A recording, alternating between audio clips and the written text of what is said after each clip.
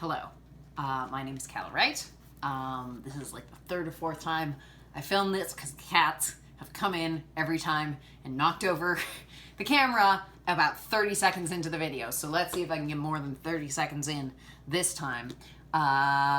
Anyway, this is still Jane Eyre. This is going to be chapter 33. I'm going to go real fast because I don't want the cats to jump up and I want to get a little ways in before they friggin' ruin everything. Get out of here. So, chapter 33. When Mr. St. John went, it was beginning to snow. The whirling storm continued all night. The next day, a keen wind brought fresh and blinding falls. By twilight, the valley was drifted up and almost impassable.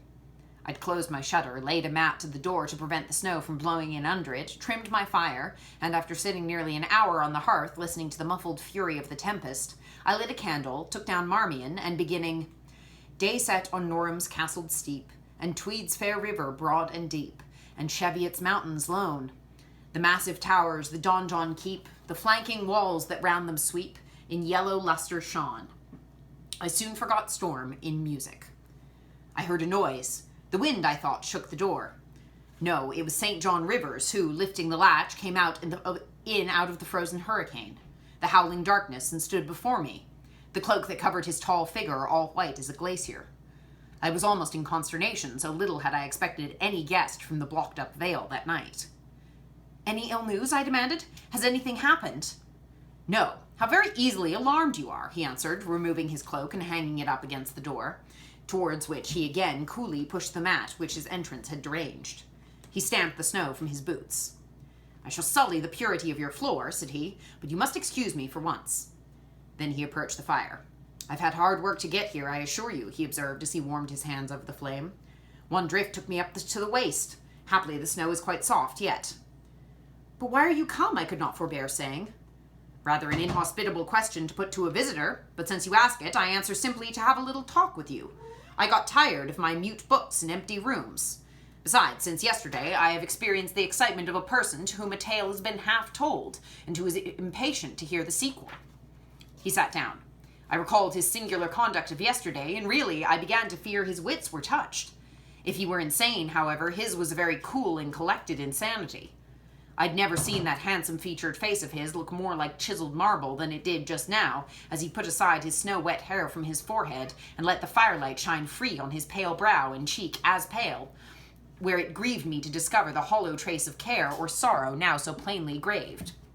I waited, expecting he would say something I could at least comprehend, but his hand was now at his chin, his finger on his lip. He was thinking. It struck me that his hand looked wasted, like his face. A perhaps uncalled-for gush of pity came over my heart. I was moved to say, "I wish Diana or Mary would come and live with you. It is too bad you should live quite alone, and you're recklessly rash about your own health." "Not at all," said he. "I care for myself when necessary. I'm well now. What do you see amiss in me?" This was said with a careless, abstracted indifference which showed that my solicitude was, at least in his opinion, wholly superfluous. I was silenced. He still slowly moved his finger over his upper lip, and still his eye dwelt dreamily on the glowing grate. Thinking it urgent to say something, I asked him presently if he felt any cold draught from the door, which was behind him. "No, no," he responded shortly and somewhat testily. "Well," I reflected, "if you won't talk, you may be still. I'll let you alone now and return to my book." So I snuffed the candle and resumed the perusal of Marmion. He soon stirred. My eye was instantly drawn to his movements. He only took out a morocco pocketbook, thence produced a letter, which he read in silence, folded it, put it back, relapsed into meditation. It was vain to try to read with such an inscrutable fixture before me, nor could I, in my impatience, consent to be dumb. He might rebuff me if he liked, but talk I would. "Have you heard from Diana and Mary lately?" "Not since the letter I showed you a week ago." "There's not been a change made about your own arrangements? You will not be summoned to leave England sooner than you expected?" "I fear not, indeed. Such chance is too good to befall me." Baffled so far, I changed my ground. I bethought myself to talk about the school and my scholars. "Mary Garrett's mother is better, and Mary came back to school this morning, and I shall have 4 new girls next week from the Foundry Close. They would have come today but for the snow." "Indeed. Mr. Oliver pays for 2. "Does he? He means to give the whole school a treat at Christmas." "I know." "Was it your suggestion?" "No." "Whose then?" "His daughter's, I think." It is like her. She's so good-natured. Yes. Again came the blank of a pause. The clock struck 8 strokes. It aroused him. He uncrossed his legs, sat erect, turned to me. Leave your book a moment and come a little nearer the fire, he said. Wondering, and of my wonder finding no end, I complied. Half an hour ago, he pursued, I spoke of my impatience to hear the sequel of a tale. On reflection, I find the matter will be better managed by my assuming the narrator's part and converting you into a listener. Before commencing, it is but fair to warn you that the story will sound somewhat hackneyed to your ears, but stale details often regain a degree of freshness when they pass through new lips. For the rest, whether trite or novel, it is short. 20 years ago, a poor curate, never mind his name at this moment, fell in love with a rich man's daughter. She fell in love with him and married him against the advice of all her friends, who consequently disowned her immediately after the wedding.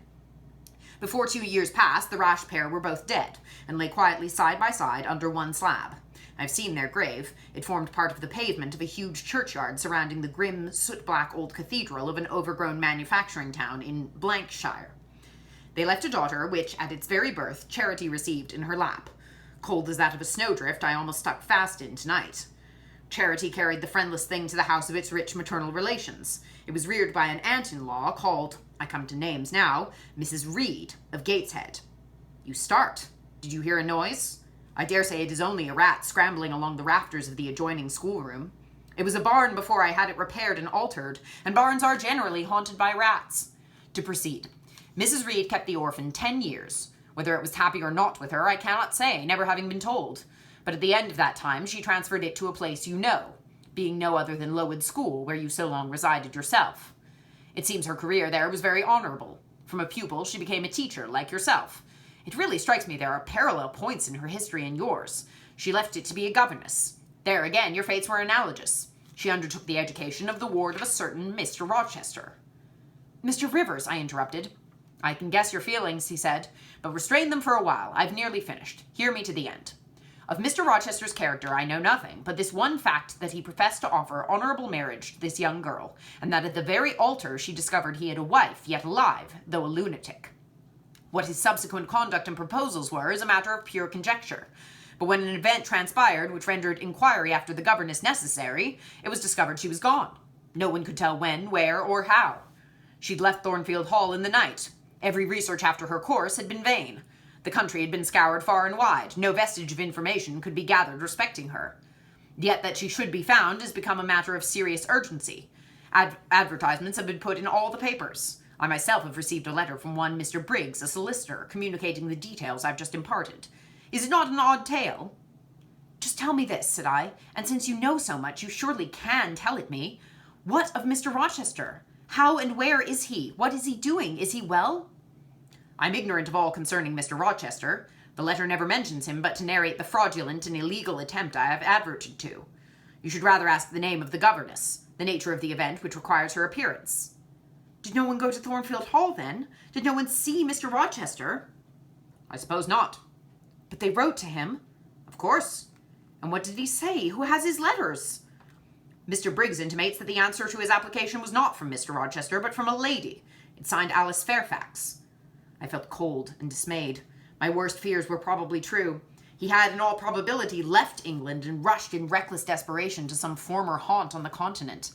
And what opiate for his severe sufferings, what object for his strong passions had he sought there? I dared not answer the question. Oh, my poor master, once almost my husband, whom I had often called my dear Edward. He must have been a bad man, observed Mr. Rivers. You don't know him, don't pronounce an opinion on him, I said with warmth. Very well, he answered quietly, and indeed my head is otherwise occupied than with him. I have my tale to finish. Since you won't ask the governess's name, I must tell it of my own accord. Stay, I have it here. It is always more satisfactory to see important points written down, fairly committed to black and white. And the pocketbook was again deliberately produced, opened, sought through. From one of its compartments was extracted a shabby slip of paper, hastily torn off. I recognized in its texture and its stains of ultramarine and lake and vermilion the ravaged margin of the portrait cover. He got up, held it close to my eyes, and I read, traced in Indian ink, in my own handwriting, the words, Jane Eyre, the work doubtless of some moment of abstraction. Briggs wrote me of a Jane Eyre, he said. The advertisements demanded a Jane Eyre. I knew a Jane Elliot. I confess I had my suspicions, but it was only yesterday afternoon they were at once resolved into certainty. You own the name and renounce the alias? Yes, yes, but where is Mr. Briggs? He perhaps knows more of Mr. Rochester than you do. Briggs is in London. I should doubt his knowing anything at all about Mr. Rochester. It is not in Mr. Rochester he is interested. Meantime, you forget essential points in pursuing trifles. You do not inquire why Mr. Briggs sought after you, what he wanted with you. Well, what did he want? Merely to tell you that your uncle, Mr. Eyre of Madeira, is dead, that he has left you all his property, and that you are now rich. Merely that, nothing more. I rich? Yes, you, rich, quite an heiress. Silence succeeded. You must prove your identity, of course, resumed St. John presently, a step which will offer no difficulties. You can then enter on immediate possession. Your fortune is vested in the English funds. Briggs has the will and the necessary documents. Here was a new card turned up. It is a fine thing, reader, to be lifted in a moment from indigence to wealth. A very fine thing, but not a matter one can comprehend or consequently enjoy all at once. And then there are other chances in life far more thrilling and rapture-giving. This is solid, an affair of the actual world, nothing ideal about it. All its associations are solid and sober, and its manifestations are the same. One does not jump and spring and shout hurrah at hearing one has got a fortune. One begins to consider responsibilities and to ponder business on a base of steady satisfaction, rise certain grave cares, and we contain ourselves and brood over our bliss with a solemn brow. Besides, the words legacy, bequest go side by side with the words death, funeral. My uncle, I had heard, was dead, my only relative. Ever since being made aware of his existence, I had cherished the hope of one day seeing him. Now I never should. And then this money came only to me, not to me and a rejoicing family, but to my isolated self. It was a grand boon, doubtless, and independence would be glorious. Yes, I felt that. That thought swelled in my heart. You unbend your forehead at last, said Mr. Rivers. I thought Medusa had looked at you and that you were turning to stone. Perhaps now you will ask how much you're worth. How much am I worth? Oh, a trifle. Nothing, of course, to speak of. 20,000 pounds, I think they say. But what's that? 20,000 pounds? Here was a new stunner. I had been calculating on 4,000 or 5,000. This news actually took my breath for a moment. Mr. St. John, whom I had never heard laugh before, laughed now. Well, said he, if you'd committed a murder and I'd told you your crime was discovered, you could scarcely look more aghast. It's a large sum. Don't you think there's a mistake? No mistake at all. Perhaps you've read the figures wrong. It may be 2,000. It's written in letters, not figures. 20,000. I again felt rather like an individual, but of average gastronomical powers, sitting down to a feast alone at a table spread with provisions for 100. Mr. Rivers rose now and put his cloak on. If it were not such a very wild night, he said, I would send Hannah down to keep you company. You look too desperately miserable to be left alone. But Hannah, poor woman, could not stride the drift so well as I. Her legs are not quite so long, so I must e'en leave you to your sorrows. Good night. He was lifting the latch. A sudden thought occurred to me. Stop 1 minute, I cried. Well? It puzzles me to know why Mr. Briggs wrote to you about me, or how he knew you, or could fancy that you, living in such an out-of-the-way place, had the power to aid in my discovery. Oh, I'm a clergyman, he said, and the clergy are often appealed to about odd matters. Again the latch rattled. No, that does not satisfy me, I exclaimed, and indeed there was something in the hasty and unexplanatory reply which, instead of allaying, piqued my curiosity more than ever. It's a very strange piece of business, I added. I must know more about it. Another time. No, tonight. And as he turned from the door, I placed myself between it and him. He looked rather embarrassed. You certainly shall not go until you have told me all, I said. I would rather not just now. You shall, you must. I would rather Diana or Mary informed you. Of course, these objections wrought my eagerness to a climax. Gratified it must be, and that without delay. I told him so. But I apprised you that I was a hard man, said he, difficult to persuade. And I am a hard woman, impossible to put off. And then, he pursued, I'm cold, no fervor infects me. Whereas I am hot, and fire dissolves ice. The blaze there has thawed all the snow from your cloak. By the same token, it has streamed onto my floor and made it like a trampled street. As you hope ever to be forgiven, Mr. Rivers, the high crime and misdemeanor of spoiling a sanded kitchen, tell me what I wish to know. Well then, said he, I yield, if not to your earnestness, to your perseverance, as a stone is worn by continual dripping. Besides, you must know some day, as well now as later. Your name is Jane Eyre? Of course, that was all settled before. You are not, perhaps, aware that I'm your namesake? That I was christened St. John Eyre Rivers? No, indeed. I remember now seeing the letter E comprised in your initials, written in books you have at different times lent me, but I never asked for what name it stood. But what then? Surely... I stopped. I could not trust myself to entertain, much less to express, the thought that rushed upon me, that embodied itself, that in a second stood out a strong, solid probability. Circumstances knit themselves, fitted themselves, shot into order. The chain that had been lying hitherto a formless lump of links was drawn out straight. Every ring was perfect, the connection complete. I knew by instinct how the matter stood, before St. John had said another word. But I cannot expect the reader to have the same intuitive perception, so I must repeat his explanation. My mother's name was Eyre. She had 2 brothers, one a clergyman, who married Miss Jane Reed of Gateshead, the other John Eyre, Esquire, merchant, late of Funchal, Madeira. Mr. Briggs, being Mr. Eyre's solicitor, wrote us last August to inform us of our uncle's death, and to say that he had left his property to his brother, the clergyman's orphan daughter, overlooking us in consequence of a quarrel never forgiven between him and my father. He wrote again a few weeks since to intimate that the heiress was lost, and asking if we knew anything of her. A name casually written on a slip of paper has enabled me to find her out. You know the rest. Again he was going, but I set my back against the door. Do let me speak, I said. Let me have one moment to draw breath and reflect. I paused, and he stood before me, hat in hand, looking composed enough. Your mother was my father's sister? Yes.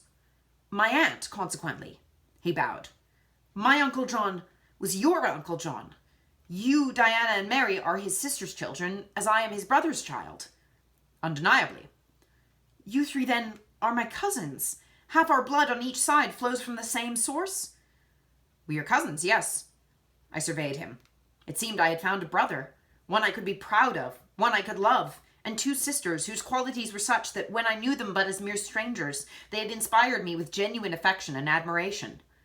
The 2 girls on whom, kneeling down on the wet ground and looking through the low latticed window of Moor House kitchen, I had gazed with so bitter a mixture of interest and despair, were my near kinswomen. And the young and stately gentleman who had found me almost dying at his threshold was my blood relation. Glorious discovery to a lonely wretch. This was wealth indeed, wealth to the heart, a mine of pure, genial affections. This was a blessing, bright, vivid, and exhilarating, not like the ponderous gift of gold, rich and welcome enough in its way, but sobering from its weight. I now clapped my hands in sudden joy. My pulse bounded, my veins thrilled. Oh, I am glad, I exclaimed. St. John smiled. Did I not say you neglected essential points to pursue trifles? He asked. You were serious when I told you you'd got a fortune, and now, for a matter of no moment, you're excited. What can you mean? It may be of no moment to you. You have sisters and don't care for a cousin. But I had nobody, and now 3 relations, or 2, if you don't choose to be counted, are born into my world full grown. I say again, I'm glad. I walked fast through the room. I stopped, half suffocated with the thoughts that rose faster than I could receive, comprehend, settle them. Thoughts of what might, could, would, and should be, and that ere long. I looked at the blank wall. It seemed a sky thick with ascending stars. Every one lit me to a purpose or a delight. Those who had saved my life, whom, till this hour, I had loved barrenly, I could now benefit. They were under a yoke. I could free them. They were scattered. I could reunite them. The independence, the affluence which was mine, might be theirs too. Were we not 4? 20,000 pounds shared equally would be 5,000 each, enough and to spare. Justice would be done, mutual happiness secured. Now the wealth did not weigh on me. Now it was not a mere bequest of coin. It was a legacy of life, hope, enjoyment. How I looked while these ideas were taking my spirit by storm, I cannot tell. But I perceived soon that Mr. Rivers had placed a chair behind me and was gently attempting to make me sit down on it. He also advised me to be composed. I scorned the insinuation of helplessness and distraction, shook off his hand, and began to walk about again. Write to Diana and Mary tomorrow, I said, and tell them to come home directly. Diana said they would both consider themselves rich with 1,000 pounds, so with 5,000 they will do very well. Tell me where I can get you a glass of water, said St. John. You must really make an effort to tranquilize your feelings. Nonsense! And what sort of an effect will the bequest have on you? Will it keep you in England, induce you to marry Miss Oliver, and settle down like an ordinary mortal?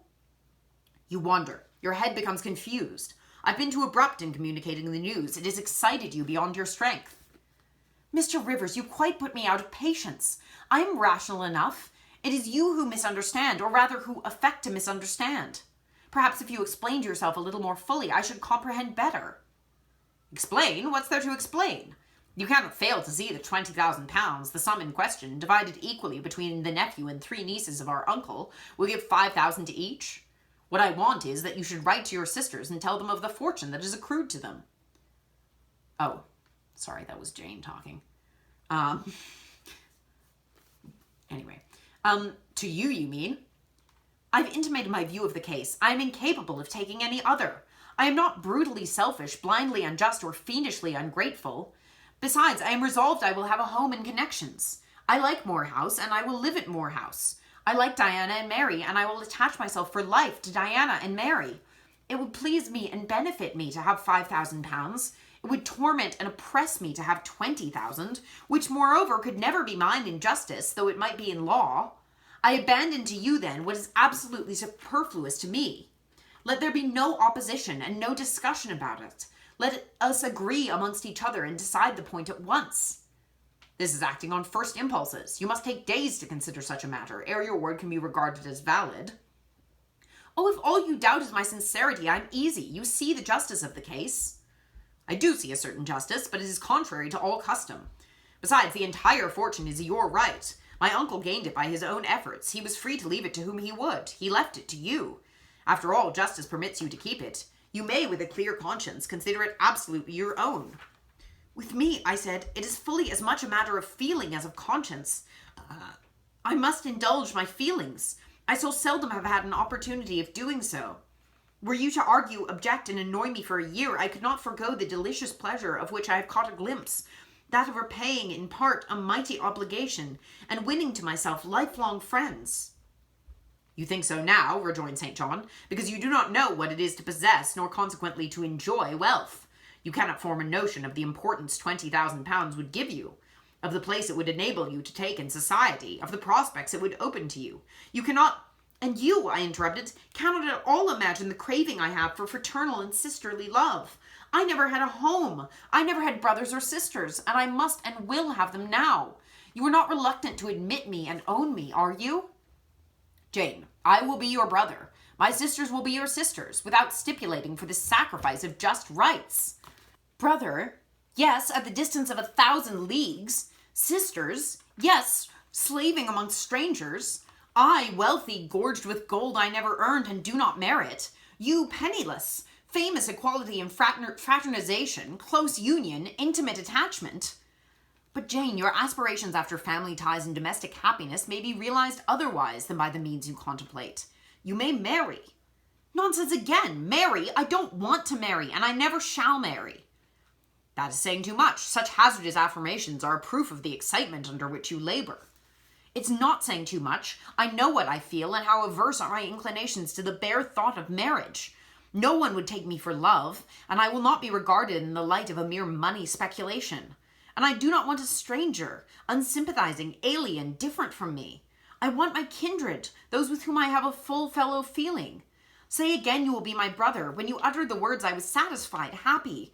Repeat them if you can. Repeat them sincerely. I think I can. I know I've always loved my own sisters, and I know on what my affection for them is grounded, respect for their worth and admiration of their talents.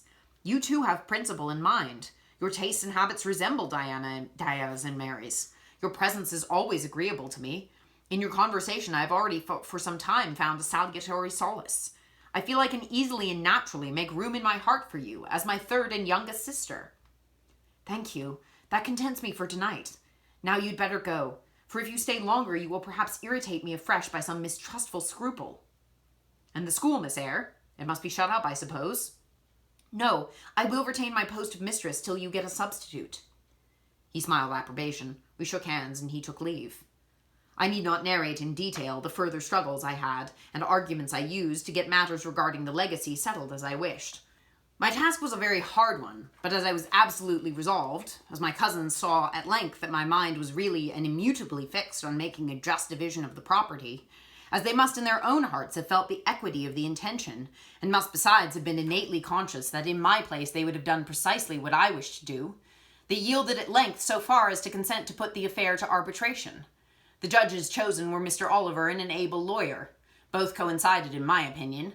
I carried out my point. The instruments of transfer were drawn out. St. John, Diana, Mary, and I each became possessed of a competency. Very nice. Very nice. So yeah, I think I said in the last time we met, we talked about the siblings, St. John, Diana, and Mary. It was like, I said something about like, I wonder if it's going to mean something that they all have very like religious-esque names. And it did. Like, look at that. Serendipity. Yeah, that was all I had to say about that. So I hope you have a good day. Farewell. Goodbye.